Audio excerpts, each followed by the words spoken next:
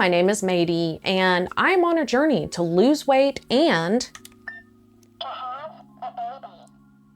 so at the end of last week's video, I asked you guys if you would be interested in seeing a video about my past medical experiences and the adversities I have faced as a plus-size woman, or if you'd be interested in seeing my experience taking the GLP-1 Zepbound. And you guys were pretty much unanimous. What the hell? Oh no. You guys pretty much unanimously said that you wanted to see the Zepbound video, so I am here to deliver. Full disclosure, I do have another Zepbound video on my channel. It's basically like a beginner guide. I talk about insurance. I talk about some of my early side effects. I also talk about my medical history. I will not be repeating everything that I said in that video, so if you really are interested in this, definitely go and give it a watch.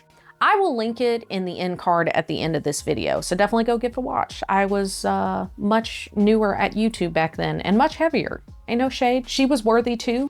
And then one more little thing before I really get into things. If you guys are interested in another perspective on Zepbound / Mounjaro, I have mentioned another creator named Trisha Def before. I don't know her personally, but like I feel like we're for sure YouTube friends. And she is taking Mounjaro. She's been taking it this year and has had great success on it. And so if you're interested in another perspective from someone taking Mounjaro, I will link her channel down below. Okay, let's get into it.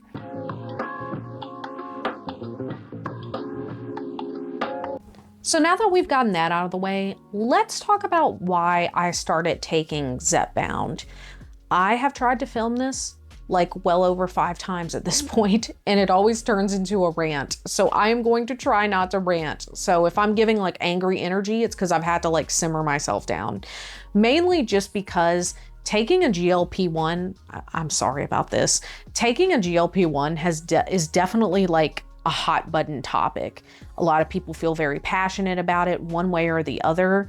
And while I can tell you guys my experiences and everything, it's impossible to have lived someone's experiences, and so people still judge. You know, I've talked about the fact that I have PCOS and hypothyroidism, and you'll still get people that are like, well, I have PCOS and hypothyroidism, and I didn't need to get on a GLP-1, you peasant. So this is obviously a really personal decision that I came to that I'm now sharing with the internet, so you're welcome. But basically, yes, I have PCOS. I have had issues with hypothyroidism. I am proud to say she is acting right these days, so I'm very grateful for that. However, it has made weight loss very difficult in the past. Has it made it impossible? No. In fact, I have had successes on the ketogenic diet. However, I really had trouble sticking to it. I've talked about this a lot in previous videos that if a diet doesn't work for you, it's not gonna work in general. It doesn't matter how important it is to lose weight. It doesn't matter how important your why is. If you're miserable doing it, you're not going to keep up with it. And I feel very strongly about that. People will claim otherwise all the live long day. Well, weight loss is supposed to be boring. Weight loss is supposed to be miserable. It doesn't have to be. Okay, so why I started taking it. I was really having trouble losing weight. My husband and I have been trying to have a baby since 2022.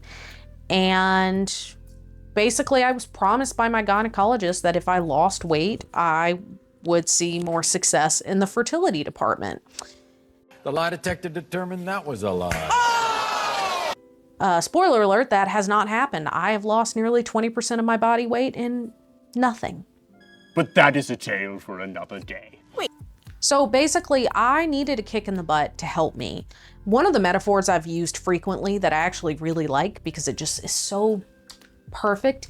I needed training wheels to learn how to ride the bike that is my health journey, both with diet, exercise, and fertility. I needed those training wheels to help me.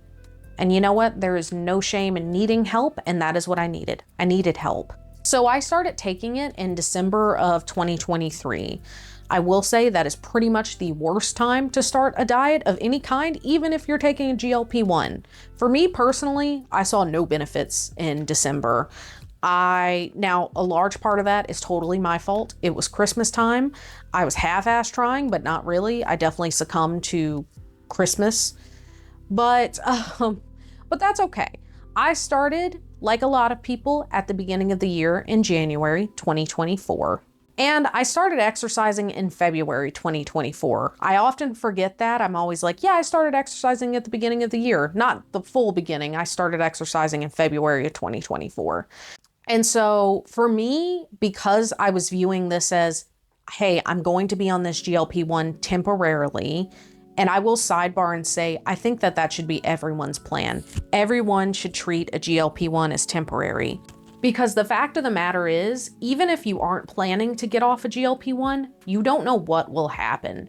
For those of you guys following the news or trying to get your hands on a GLP-1 as well, the shortages are horrible, and there are times people can't get a hold of their medication, even though they have the money and they have every intention of taking it if they could. So that is my unsolicited advice. Always plan as if you're not going to be able to take your GLP-1 next month, because you might not be able to. I was really lucky and was pretty much always able to find it. Sometimes it took some searching, but that's just not possible for everyone. So because I knew this was going to be temporary, because I treated this as though it was my training wheels, and the idea of training wheels is they have to come off, I did take it seriously.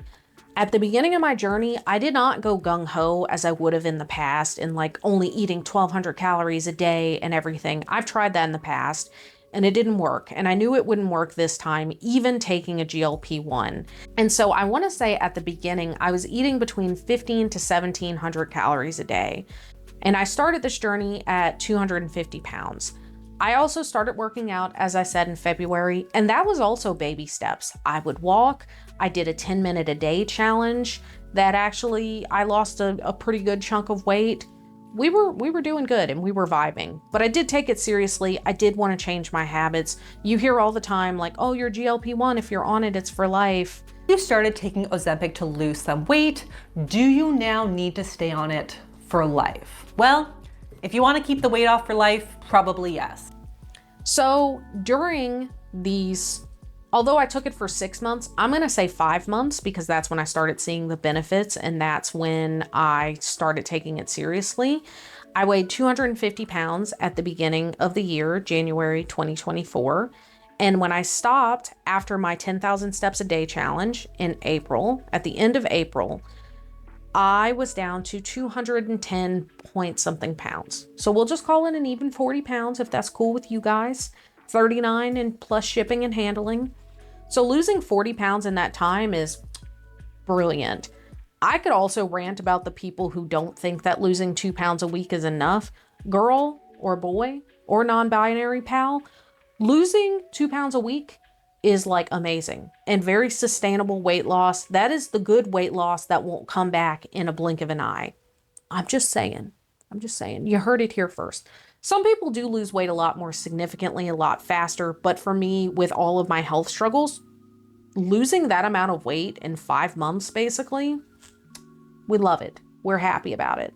Over time, I did decrease my calories. I am currently eating 1,400 calories a day. I eat all 1,400. I count every single calorie. They are delicious.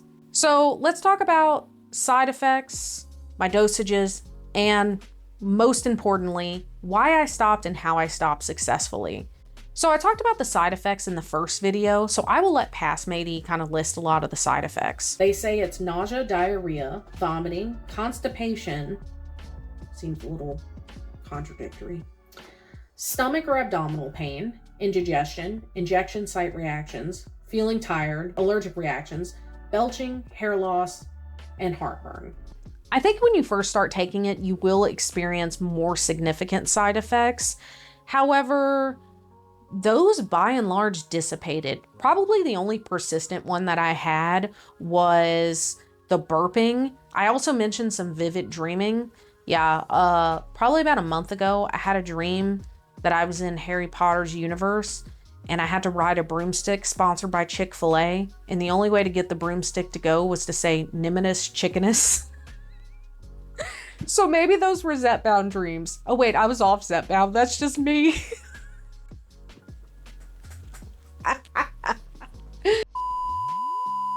Okay, so regardless, burping was my consistent, persistent side effect. specifically regular burping, but I did have a coworker who had issues with sulfur burping.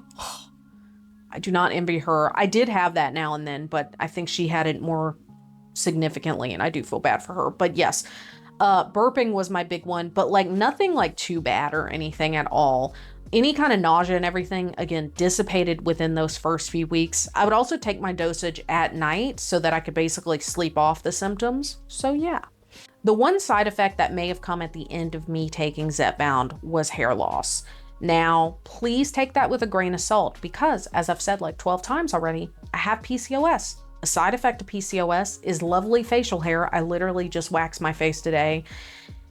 And hair loss. You have it here, you lose it here. And I have had issues with hair loss before I took Zepbound. So again, take it with a grain of salt. Weight loss is also something else that can cause hair loss. So if you are experiencing that, be sure that you're eating enough protein and you're taking good quality multivitamin every single day. I'm told that that can help. I'm also told it's just not preventable. Weight loss is kind of stressful for your body itself. It is good for your body. Please don't take it as me saying that it's not.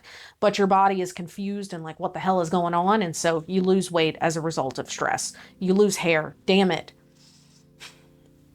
Regardless, I started experiencing pretty significant hair loss.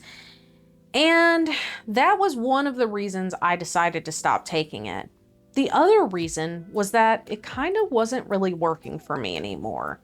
When I first started taking Zepbound, I was taking the lowest dose, which is 2.5 milligrams. I took that for a month or 2 months tops, before I asked my physician, my PCP, hey, can I go ahead and go up to 5 milligrams? I just remember it wasn't doing what I felt like it could be doing. I definitely was still feeling some hunger cues, some cravings and whatnot. And I felt like I could be better in the weight loss department. And so I wanted to move up to 5 milligrams. Also, I was rightfully concerned about shortages and everything as it became a more well-known drug. And typically when the shortages happen, the lowest dosages are the first to go. That's just how it goes. So I really wanted to get up to that 5 milligram dose, and that is what I took for the next 4 months. So at the end of me taking the medication, for sure in April, I started experiencing those cravings and those hunger cues again. And honestly, if I had plans to continue taking Zepbound, I would have definitely gone up in dosage. However, the plan was always for me to stop. You cannot conceive while you're taking a GLP-1. I will say my gynecologist did say that she has had people conceive taking it and they and their babies have been fine. And that we don't really know if you're not supposed to conceive while taking a GLP-1.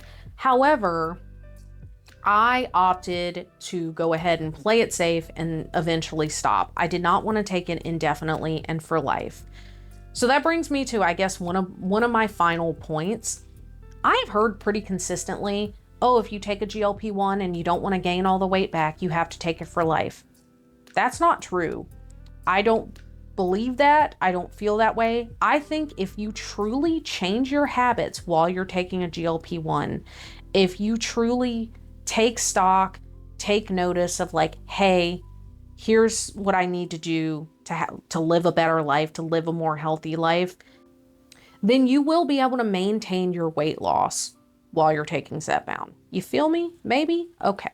So for me, whenever I started experiencing those hunger cues and everything, I realized this is good. This is a good thing. I did not want to go from not being hungry at all to being starving or to just have regular hunger cues and cravings again. I didn't want to experience that. And so I decided to sort of dip my toe back in the water and stay with the 5 milligrams, even though in my mind, it kind of wasn't working that well anymore. So I stayed with it and I ended up stopping, like I said, at the end of April, beginning of May. So you might be like, well, Mady, how's it been going in the 2 months that you've stopped taking Zepbound? It's been great.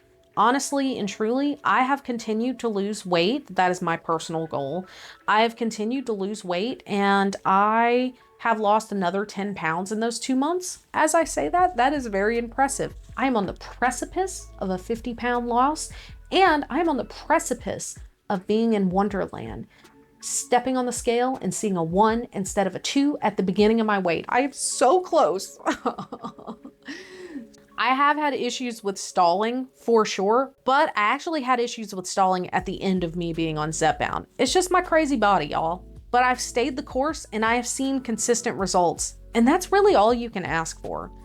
So I know this video was super rambly. I'm gonna section it off as best I can. I really hope this helps someone. And I hope it didn't come off too angry or ranty. I really had to tone it down because again, people be acting like they got their PhD, but really they need to get their PhD in minding their own damn business. Okay, I'm sorry. I love you guys. People in my comments are generally nice, but I've experienced some shit in real life, as have people I know. But that is it. That is all I've got. I hope you guys have a great day. Like, comment, subscribe. It really helps out the growth of my teeny tiny channel that is growing by the day. But that is all I've got. I will talk to you guys later. Sound off in the comments about your experiences. I am rambling. I need to end this video. I love you guys. Bye. Bye.